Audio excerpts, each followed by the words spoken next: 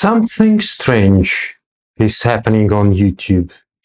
Channels with real people, real voices, original content are being demonetized, while other channels, clearly repetitive, template-based, sometimes even AI-driven, are being monetized again.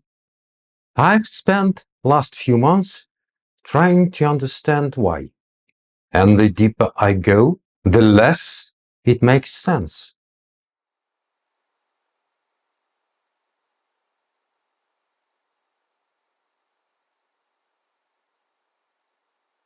Back in December, my channel was demonetized.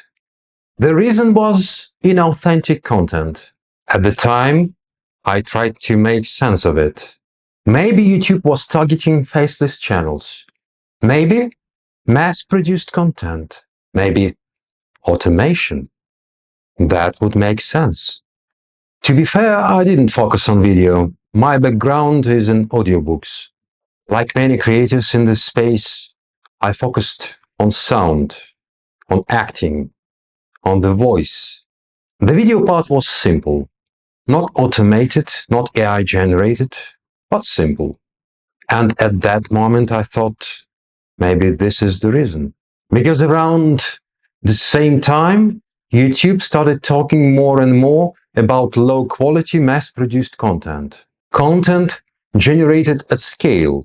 Content with low human input. Content that flooded the platform. And that made sense. If YouTube is fighting that, the stricter rules make sense. Even mistakes would make sense.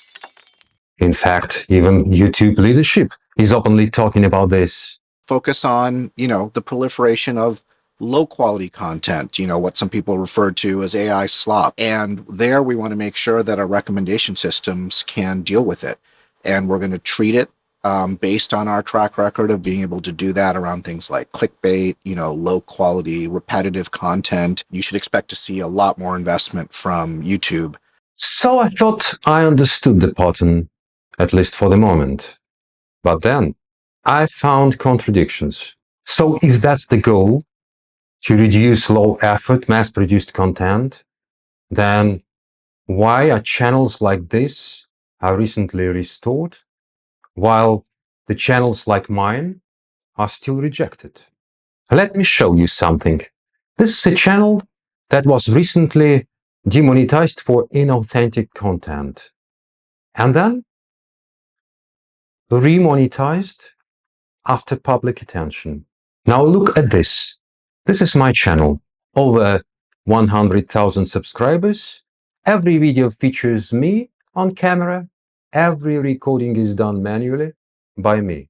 No automation, no AI voice, no reuse. And yet I was rejected again for the exactly same reason. Repetitive content. So I have a simple question.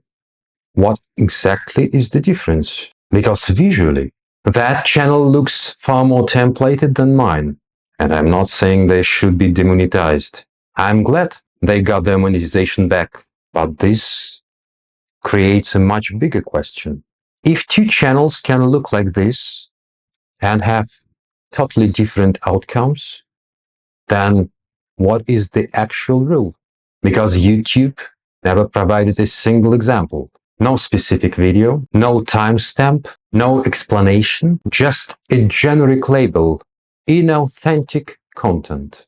I even submitted a video appeal, explaining my process, showing that everything is recorded manually. That appeal got 0 views, which means it was never actually watched. So now we have a system where creators are judged without being told what they did wrong. Appeals are rejected without being reviewed, and outcomes don't follow any clear pattern.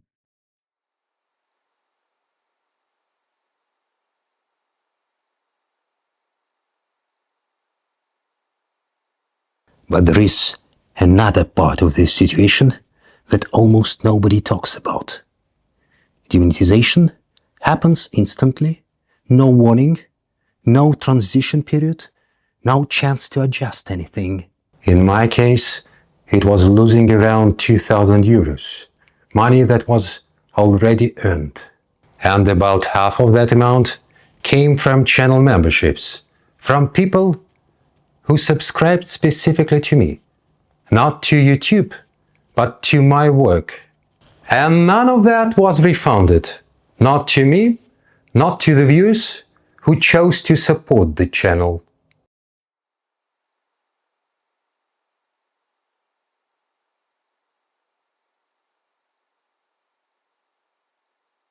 There is also another layer to this.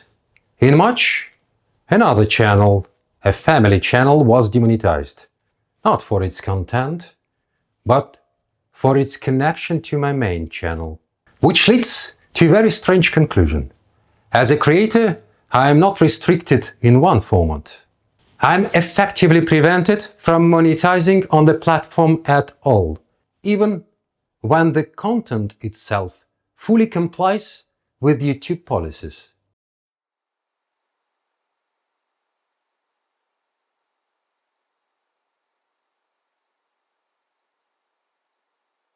And there is one more fundamental question. If certain content considered unsuitable for advertisers, why are community-supported sources are affected? Why are membership payments are treated the same way as ad revenue? Because those payments are voluntary. They are direct support from views. At that point, this is no longer just about content policy. It becomes a question of how creators' income is handled as a whole. We're not talking about a few isolated cases. We're talking about thousands of similar stories. Creators with original content, with real audience, with human presence, are facing the same outcome. So what does that mean? It suggests that what we're seeing is not just this series of mistakes, but a system that is currently operating in a way that produces these results. And if the goal is to reduce low-quality, mass-produced content, then there is another contradiction. Because the creators who actually build those systems are not affected in the same way. Channels are created from scratch, filled with generated or repurposed content, sometimes built on material that clearly doesn't belong to them. They grow quickly, reach monetization, and even if they're later demonetized, it doesn't matter, because the model is built differently.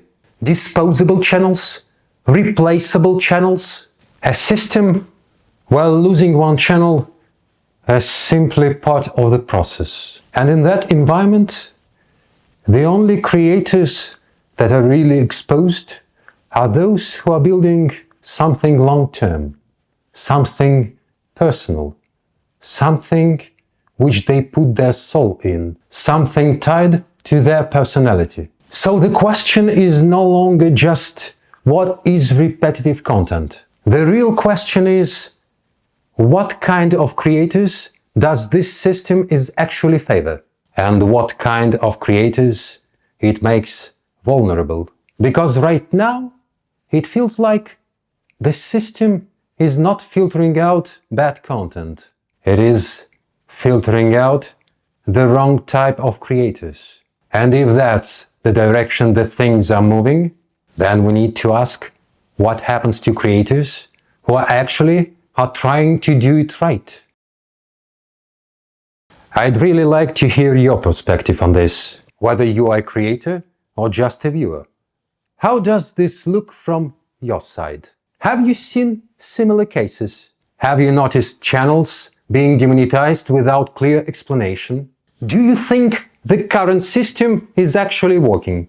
Or does it feel unpredictable? If you are a creator, do you understand what YouTube expects from you right now? Or are you just guessing?